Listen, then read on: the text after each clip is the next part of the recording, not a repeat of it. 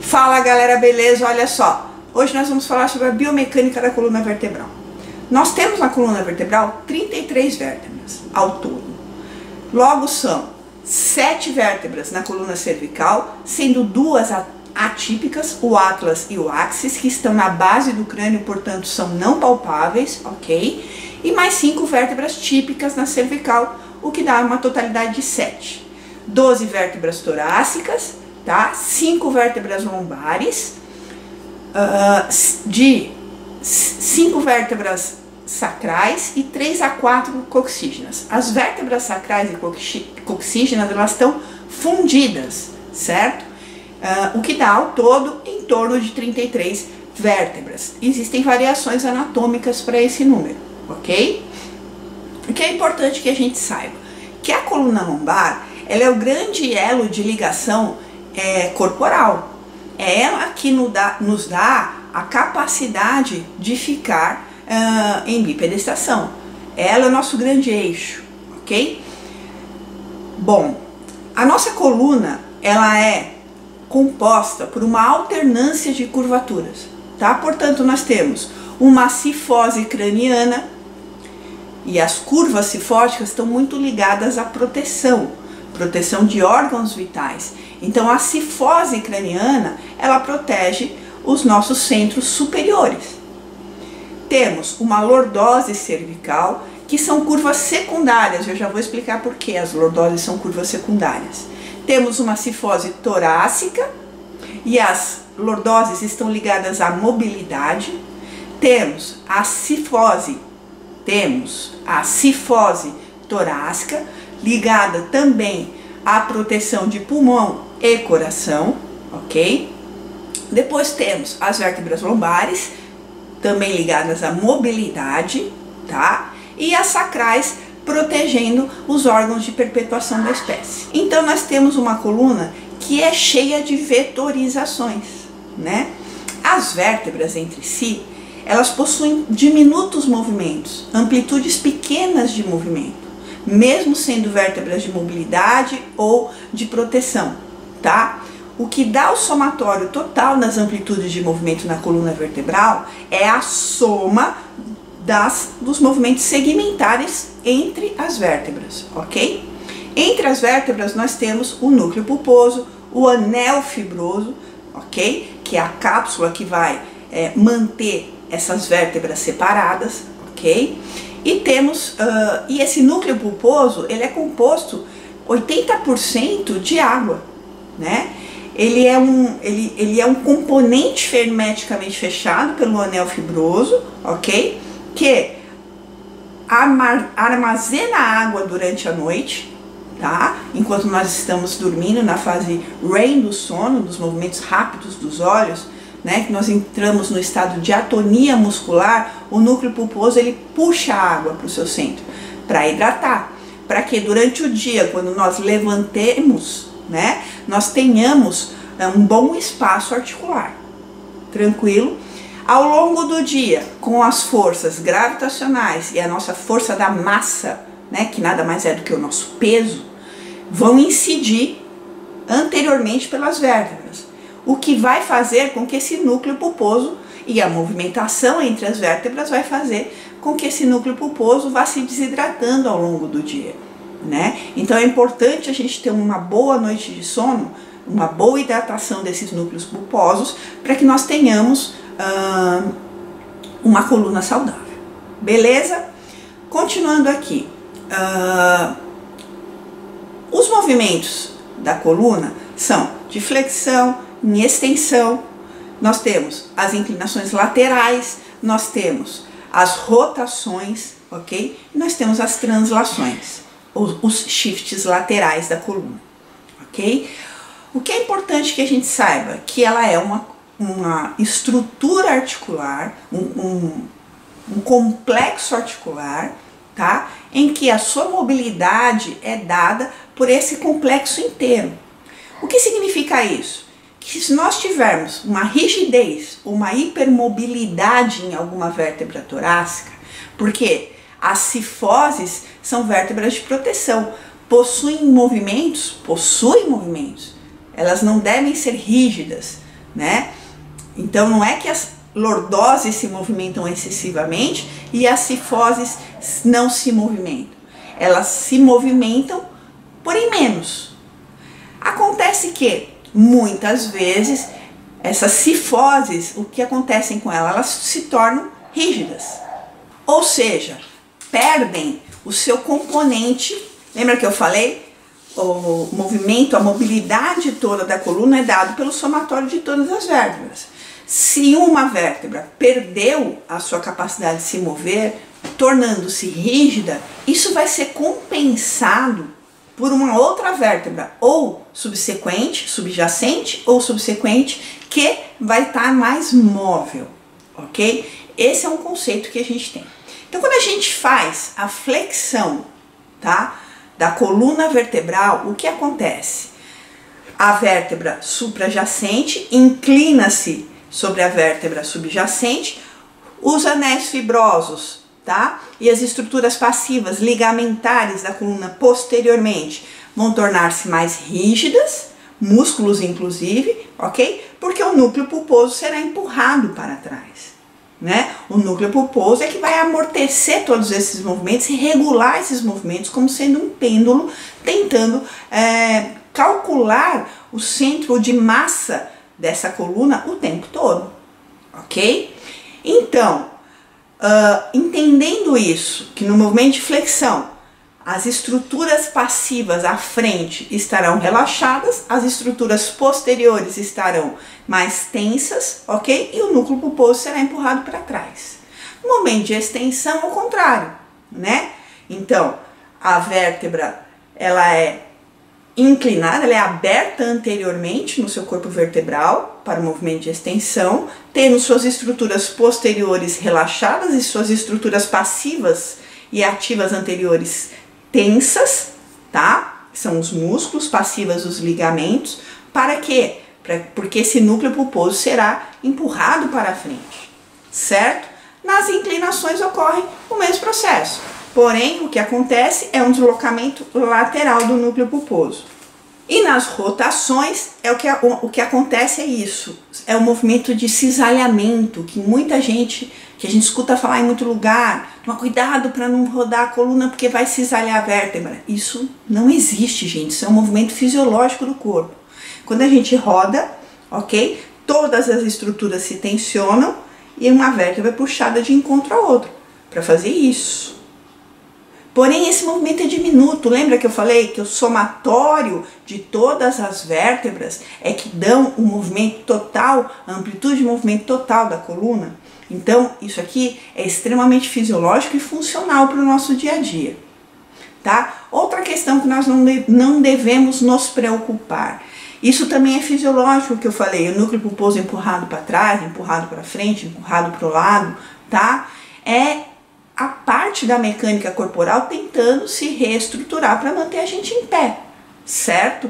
Se nós acharmos que isso é um mecanismo de lesão para uma futura hérnia, nós vamos ter que limitar os nossos movimentos que são funcionais, o que é errado, né? A gente sabe que o movimento é cura.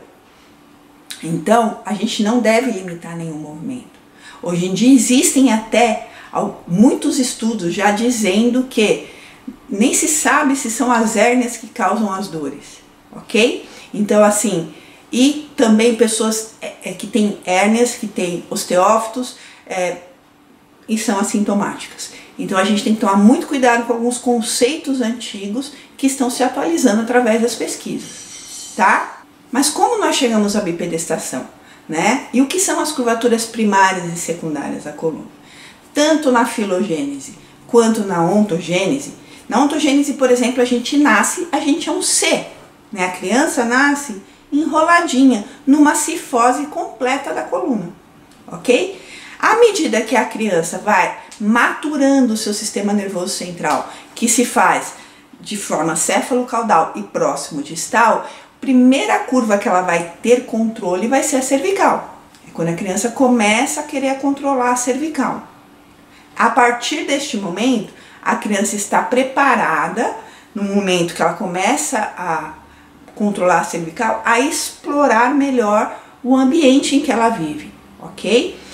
Isso é que vai promover o desenvolvimento motor e somático da criança. As experiências, quando ela vai começar a melhorar a visão, a audição, né? O centro neurológico dela está sendo maturado, está sendo mielinizado, ok? A partir do momento que a criança adquire também maturação da coluna torácica, ela está preparada para ficar sentada. Só que ela fica aquele Czinho, né? Ela senta no sacro, que é absolutamente normal, faz parte do desenvolvimento da criança. E a curvatura cervical, vai acontecer o que com ela nesse momento? Ela vai fazer uma inversão, né? Caso contrário, os órgãos de orientação do espaço, visão, audição, labirinto, né? Todos esses órgãos, eles não vão deixar a criança ficar assim, né? Nenhum ser humano fica assim. Eles vão assumir o controle desse desenvolvimento da criança e vão inverter essa curvatura. Por isso que as lordoses são chamadas de curvas secundárias. Então, o que era uma cifose quando a criança nasceu, cervical, quando ela adquire essa maturação, vira uma lordose cervical, ok? E assim, por conseguinte, a segunda curvatura secundária que nós temos é a lordose lombar. E a partir desse momento a criança está pronta para andar. Beleza? Engatinhar, experimentar todo o meio, engatinhando, porém hoje em dia muita criança pula já esse estágio e já anda, ok? Durante a filogênese o processo foi o mesmo, só que um pouco diferente, né? A partir do momento que os nossos antepassados, os macacos, adquiriram a oponência do polegar, isso deu uma vantagem imensa, um estímulo imenso para que os nossos primos pegassem os alimentos mais altos nas árvores, porque eles desenvolveram a pinça. Nosso corpo desenvolveu a pinça. Evolução, né? E aí, o que aconteceu? A primeira curva a se inverter foi a lordótica, ok? Porque nós éramos quadrúpedes. Então, aí a primeira curva secundária, segundo a filogênese, seria a lombar. E depois, a segunda curva secundária, segundo a filogênese, seria a cervical, ok? Que é onde aí nós adquirimos a condição de assumir a bipedestação. Show? Outra coisa que eu quero deixar aqui claro para vocês é que, hoje em dia, existem alguns estudos que desclassificam essas alternâncias, tá? De curvatura móvel e curvatura menos móvel na coluna.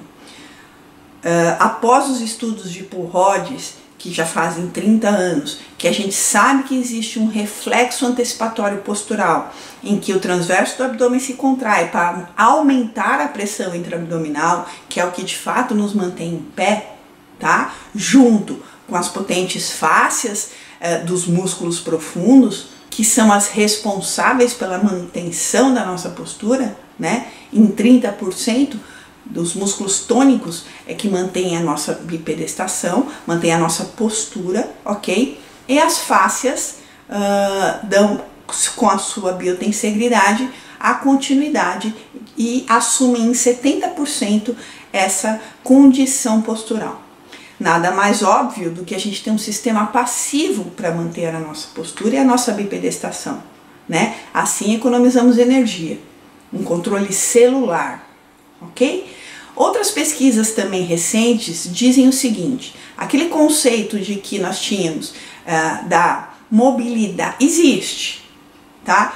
Mobilidade no tornozelo, estabilidade no joelho, mobilidade, sabe? Isso existe, tá? Uma articulação móvel, outra estável, mas isso não é o mais importante. O que é mais importante que a gente saiba na coluna vertebral é que quem controla a mobilidade da coluna vertebral é a sua rigidez. Ou seja, quando nós recebemos um estímulo que nos desequilibre, que nos tire do nosso centro gravitacional, ok? O que vai acontecer? O nosso sistema nervoso central, que participa o tempo todo da manutenção postural, apesar de nós não termos essa consciência constante, tá? O sistema nervoso central, ele pode adotar duas posturas. Ele pode adotar a postura de rigidez, para que ele não seja deslocado. Vou imaginar que vai vir alguém aqui e me empurrar. Meu sistema nervoso, ele vendo isso, ele pode se proteger com uma certa rigidez. Eu não quero sair do lugar, então eu vou endurecer toda a minha musculatura do tronco, tá? Eu vou aumentar a tensão piezoelétrica de toda a minha musculatura do tronco. Ou o meu sistema nervoso central pode pensar de uma forma mais inteligente ou menos inteligente, depende do caso, tá? E se aproveitar dessa força que está sendo aplicada na minha coluna para gerar energia cinética. Então é o caso que quando vem alguém, me empurra e a gente sai caminhando mais rapidamente. Significa o quê? A gente foi empurrado, né? Significa que o nosso sistema nervoso central adquiriu a postura de deixar a nossa coluna mais móvel, beleza?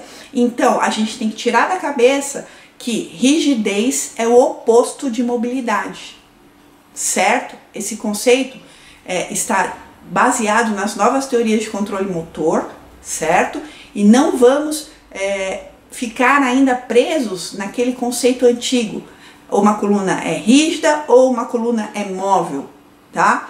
A coluna, ela pode ser rígida em determinado momento do dia, dependendo do estímulo, ou ela pode ser móvel. E se ela não for móvel o suficiente, rígida o suficiente nesse empurrão, nós vamos cair, nós vamos perder o nosso centro gravitacional e vamos cair. Ficou claro isso, galera? Então toda vez que a gente for, toda vez que nós formos direcionar um exercício para o nosso aluno, o desafio é muito maior. A gente vai ter que entender qual seria o exercício que geraria no corpo do nosso paciente ou do nosso aluno mobilidade. E qual seria o exercício que geraria no corpo do nosso aluno rigidez. Porque se a gente parar para pensar, o método Pilates, como é um método dito com muita mobilidade, pelas novas teorias do controle motor, não, ele é um método rígido, né? Mesmo fazendo um rolling like a ball, a gente está mexendo as vértebras, estamos mobilizando. Porém, o tronco tem que estar com a sua atividade piezoelétrica aumentada para que não nos desequilibremos. Ficou claro esse conceito? Temos que tirar da cabeça que rigidez é oposto de mobilidade. A mobilidade seria um subsistema, digamos assim, da rigidez, certo? Então, ou seja, quem controla a mobilidade da coluna como um todo é a rigidez, tá? E eu não estou falando de rigidez local e nem tampouco de rigidez das segmentações da coluna. Eu estou falando da coluna como um todo. Então, com as novas teorias de controle motor, nós temos que repensar nos exercícios que nós vamos passar para os nossos alunos e aumentar o nosso desafio. Beleza? Espero que vocês tenham curtido. Se você curtiu, se inscreva no canal, beleza? Deixa aí seu like, seu comentário. Um beijo, até a nossa próxima aula de biomecânica.